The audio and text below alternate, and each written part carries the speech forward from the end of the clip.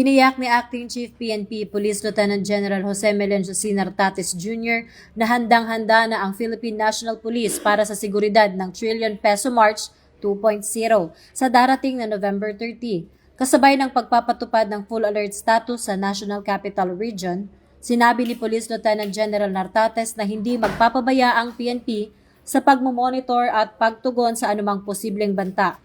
Mahigit 15,097 pulis ang ide-deploy, kabilang ang 8,805 mula sa NCRPO at RSUs at 6,292 augmentation forces mula sa iba't ibang rehiyon upang matiyak ang kaayusan, crowd management at mabilis na pagresponde sa anumang insidente.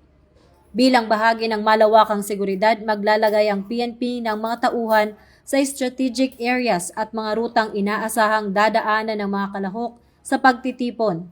Naka-standby din ang mga special units para sa mas mabilis na koordinasyon at suporta.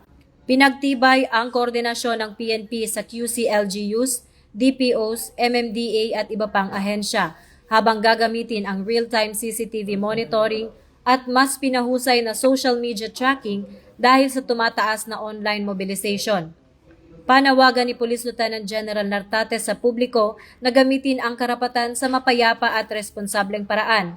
Anumang kilos ng magdudulot ng kaguluhan ay nararapat na aksyonan dahil ito ang bagong PNP para sa bagong Pilipinas. Serbisyong mabilis, tapat at nararamdaman.